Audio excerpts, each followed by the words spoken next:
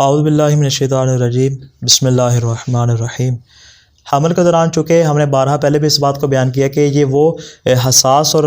خاص اوقات ہوتے ہیں کہ جس کے اندر عورت عام دنوں کی نسبت زیادہ احتیاط کرتی ہے اور زیادہ محتاط ہوتی ہے۔ تو جس طرح ہم نے گزشتہ اس بات کو بیان کیا کہ وہ کون کون سی غذائیں جن کو استعمال کرنا چاہیے اور کون کون سی غذائیں جن کو ترک کرنا چاہیے، بعین اسی طرح کچھ ایسے کام ہیں، کچھ ایسے اعمال ہیں کہ جن کو دوران حمل کرنا چاہیے اور کچھ ایسے اعمال ہیں جن کو دوران حمل انجام نہیں دینا چاہیے۔ سب سے پہلے ہم ان اعمال کو بیان کرتے ہیں کہ جن کو انجام دینا ضروری ہے۔ سب سے پہلا ہے مسواک کرنا، یعنی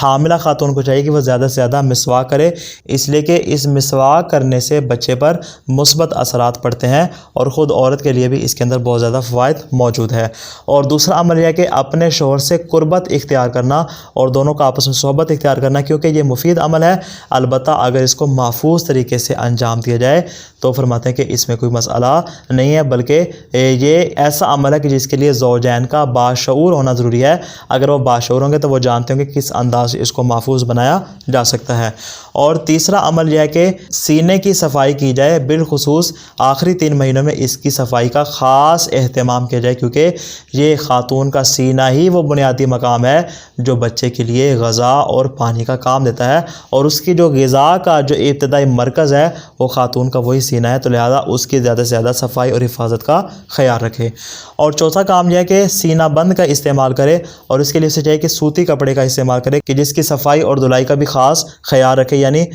کوشش کرتے رہے کہ اس کو بار بار تبدیل کرتے رہے۔ اور اس کے علاوہ ان ایام کے اندر تیز اور دیر پا خوشبو سے بھی پرہیز کرنی چاہیے، یعنی ایسے پرفیوم اور ایسی خوشبویات اور عطر کا استعمال نہ کرے جو دیر پا ہو، جن کی خوشبو بہت زیادہ تیز ہوگی کہ اس کے لیے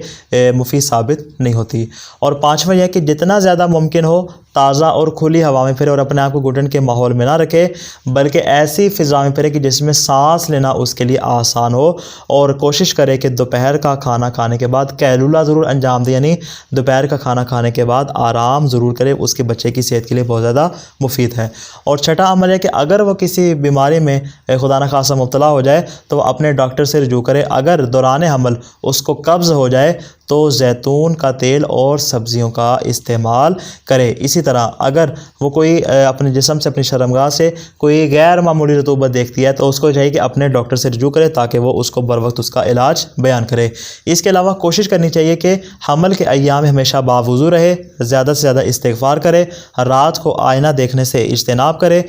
گناہ انجام نہ دے، مستحب اعمال انجام دے، اپنے غصے کو کنٹرول میں رکھے، زیارت عاشورہ اور دعائے القمہ پڑھے، ہر نماز کے بعد اور رات کو سونے سے پہلے تسبیح جناب سیدہ فاطمہ الزہرا سلام اللہ علیہا پڑھے، اور جب بچہ اس کے پیٹ میں حرکت کرے تو اپنے پیٹ پر ہاتھ رکھے، محمد و آل محمد پر درود پڑھے اور سورہ مبارکہ توحید یعنی قل هو اللہ احد کی تلاوت کرے۔ زیادہ سے زیادہ اپنے خدا کو اور اپنے رب کو یاد کرے، مومن اور خوبصورت لوگوں کی زیارت کرے، بد اخلاق لوگوں سے دوری اختیار کرے، زیارت معصومین پڑھے، یعنی اگر تو اس کے لیے ممکن ہے کہ حرم معصومین میں جا سکتے تو جائے، اگر نہیں جا سکتی تو اپنے گھر میں رہ کر ہی معصومین کی ذریع مبارکہ کی جانب اشارہ کر کے ان کی زیارت پڑھے، اور کوشش کرے کہ نماز کو اول وقت میں انجام دے اور قرآن کی تلاوت بھی کرے اور زیادہ سے زیادہ قرآن کو بھی سنے۔ یہ سارے کے سارے وہ خاص اعمال ہیں کہ جن کو دوران حمل، یعنی یہ وہ مخصوص اعمال ہیں جس کو ہم نے مہینہ وائز بیان کیا تھا، بلکہ یہ عمومی اعمال ہے جو کہ ابتدائی دن سے لے کر بچے کی ولادت کے روز تک اس کو انجام دینا اس کے لیے مستحب اور سزاوار ہے۔ البتہ وہ امور جن سے اجتناب کرنا ضروری، جن سے پرہیز کرنا ضروری ہے، ان میں سب سے پہلا عمل ہے گرم پانی میں پاؤں رکھنا۔ حالانکہ جو گرم پانی ہے اس میں گرچہ پاؤں رکھنے سے اسے تسکین ملتی ہے، اس کے پاؤں کی سوجن کم ہوتی ہے، لیکن بہتر یہ کہ اس سے اجتناب کیا جائے اور عام پانی جو کہ اس کے گھر میں موجود ہے اس پر ہی اکتفا کرے اور اسی کا استعمال کرے۔ دوسرا عمل یہ کہ اگر اس کو ضرورت پڑ جاتی ہے کہ وہ اپنا دانت نکلوائے، کسی بیماری کی وجہ سے دانت مثال کے طور پہ کیڑا لگ گیا یا کوئی بیماری لگی ہے اور وہ مجبور ہے کہ دانت نکلوائے، تو بہتر ہے کہ اس کو بچے کی پیدائش تک ملتوی کر دے اور اس کو دوران حمل انجام نہ دے۔ تیسرا عمل یہ ہے کہ لمبا سفر کرنے سے اور تھکا دینے والی تفریحات سے اجتناب کرے۔ اسی طرح کوشش کرے کہ رات کو جلدی سو جائے، رات دیر تک جاگنے سے بھی اجتناب کرے۔ ہر وقت کھانا کھانے سے، جب دیکھو صبح دیکھو دوپہر دیکھو شام دیکھو کھانا کھا رہی ہے، کچھ کھائی جا رہی ہے، کبھی فروٹ کھا رہی ہے، کبھی کھانا کھا رہی ہے، کبھی کچھ، یعنی ہر وقت کھانا کھانے سے بھی اجتناب کرنا چاہیے۔ اس کے علاوہ وہ ورزشیں جو سخت قسم کی ہیں، جو کہ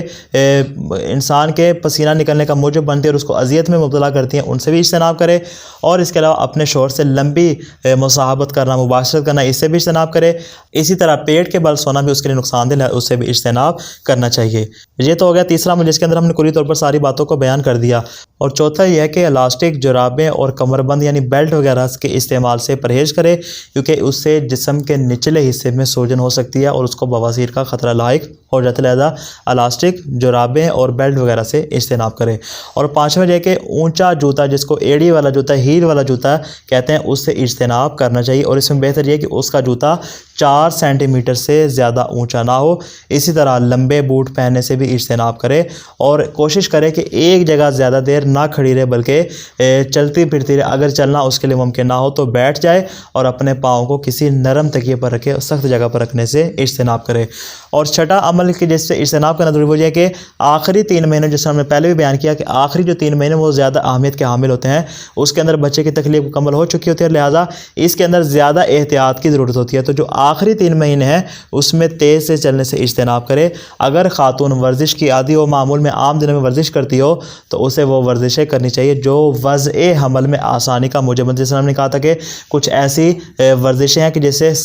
نظام تنفس بہتر ہوتا ہے، اس کے سانس لینے کا نظام بہتر ہوتا ہے، ان کو انجام دے۔ اور وہ ورزشیں جو کہ یوٹرس کے منہ کو کھولتی ہیں اور اس کے لیے راہ ہموار کرتی ہے، وضع حمل آسانی کا موجب بنتی ہیں، اس کو بھی انجام دینا چاہیے۔ لیکن اس سب سے بڑھ کے اس کے لیے جو سب سے بہترین ورزش ہے وہ اس کے گھر کے کام ہے، اس کو وہ انجام دے گی، وہی اس کے لیے بہترین ورزش قرار پاتے ہیں۔ البتہ اگر سردی کا موسم ہو تو اسے چہل قدمی کرنی چاہیے، اور جو اس کی واک ہے، جو اس کی چہل قدمی ہے، جو اس کی سیر ہے، وہ 3 کلومیٹر سے زیادہ نہیں ہونی چاہیے، بلکہ اس سے کم ہونی چاہیے۔ زیادہ تھکا دینے والی اور زیادہ لمبی